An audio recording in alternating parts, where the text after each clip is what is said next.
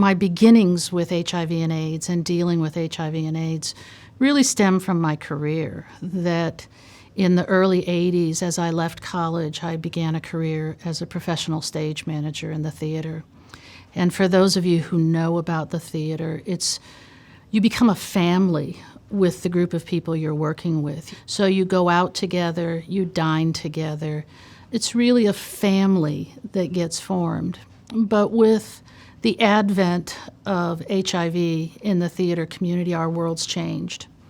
Instead of going out after shows, we would be care teams. We'd go to someone's house and care for them while they were sick and or dying. We would care for pets. We would do all sorts of things that when you think about being 21 or 22 years old and nursing your friends to their deaths, it's extraordinary to think about this 40 years later and realize that I survived it, that many of us survived it, and to be grateful for the fact that groups like ACT UP, the Quilt, and other advocacy groups came into being at a time when we needed them desperately. So I first became aware of the Quilt. I was working on the 1988 Democratic National Convention here in Atlanta, and I heard that a small group of folks in San Francisco had created these panels, that they were 3 feet by 6 feet, that they were laying out our dead and approximating the size of a human grave, and really I was struck instantly by this. I remember I happened to be going to D.C., and as we were flying in up the Potomac, seeing the Quilt from above, I realized that I needed to come and stay an extra day while I was in D.C. And so it was a very solitary experience for me because I hadn't thought about what it would feel like walking amongst the panels of the Quilt. And I hadn't thought about, quite frankly, what it would sound like hearing the names being called. It was profound. I felt like I could see my friends watching over me. I think every time we remember, we kind of summon our friends back, and they maybe sit on our shoulders, And a couple of them were like, please quit doing this. You're grieving, move on, do something else. But others were like, thanks for taking the time, which is part of my crazy, but it's okay. The first quilt panel that I participated in making included a group of United Scenic artists from the theater, lighting designers, sound designers, all sorts of folks. And one of the names on that quilt was Greg Mariner. And Greg was a lighting designer who I met in Brunswick, Maine, at the Brunswick Music Theater. And he was brilliant. He was kind.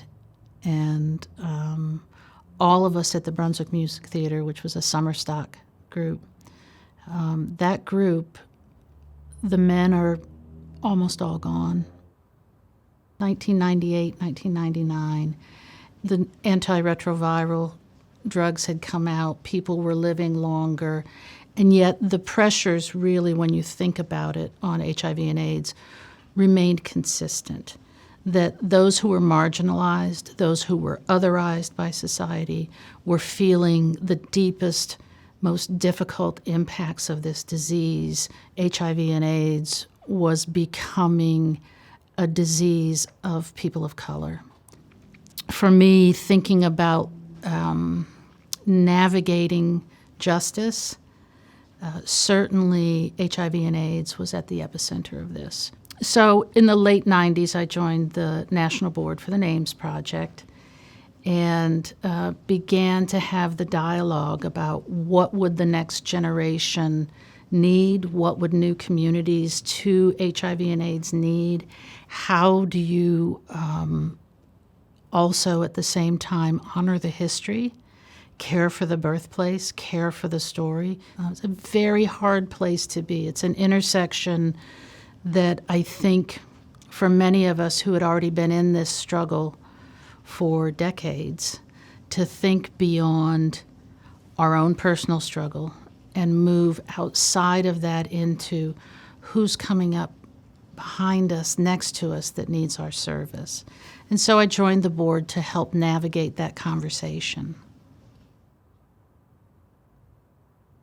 And so while these two forces were moving, we were looking at, as a national board, where and how can the quilt find its best entry point into service.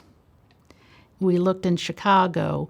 We looked in New Jersey, as I recall, somewhere in Texas maybe.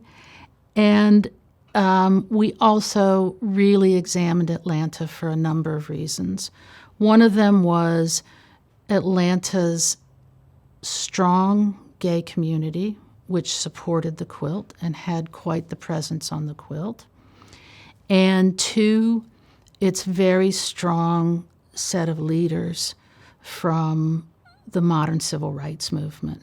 And so it made this sort of interesting sense to think about what could Atlanta bring to expanding access for communities most in need of what the quilt could offer, and at the same time provide a safe haven for the quilt in economically challenging times in San Francisco. And that's really what moved us to Atlanta. The circumstances surrounding our departure from San Francisco included economic challenges. You know, the quilt was already struggling financially. The Names Project was struggling financially. So we arrived in Atlanta perhaps already with a bit of a hill to climb. At the same time, the other hill to climb was acceptance, and how do you provide a space for people new to the quilt. In 2006, maybe early 2007, we began a program called Call My Name. And Call My Name derives its name from Dr. Angelou's quote that says, "When I pray for you, I will call your name." And Call My Name was and is a program that was designed to make sure that anything that we were doing for the community really was driven by the community, what the community needed, what the community wanted, and was really a listening project for us, so that the panels themselves would be just like ours were in those early years and throughout the history of the quilt, made by us for us. And so we began with a very small group of folks who sat in church basements to make sure that people had a place that felt safe. You know, talking about HIV and AIDS, whether you're losing a son, a brother, a husband, a wife, remains taboo in many communities and many families and many homes. But the African American churches that welcomed us in create a safe haven. And that's what the program needed. And it continues to need. Really, from the beginning of our arrival in Atlanta, we were thinking about who would be the ideal strategic partners, who could infuse the kind of institutional strength that the Names Project did not have and had not had into caring for the quilt, and whoever that was, could they also make sure that the programmatic activities, that people would always be able to send in new panels, that we'd definitely be wanting to display these panels, that they would not be hermetically sealed behind glass, because that would be counter to our purpose. You know, we have to remember that the quilt itself is not only the panels that people have sent in, it's also the letters, the wedding rings, the photographs, this entire archive of sentiment that accompanied the panels themselves, that that people rarely got a chance to see, that we couldn't get behind those stories because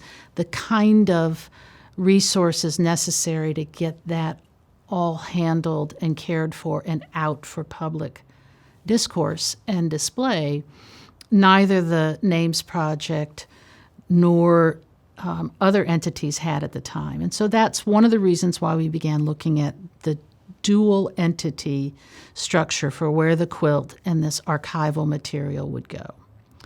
And in 2019, it became very clear that the National AIDS Memorial wanted to expand and create a larger facility, a long-term center.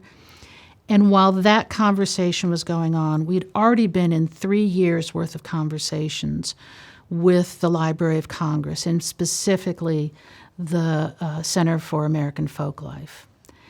And it became evident that this was going to be a lovely combination of entities to care for the stories, to care for the panel makers, to care for the panels, and to make sure that the archive itself sits in a place where once we were not welcome in our nation's library.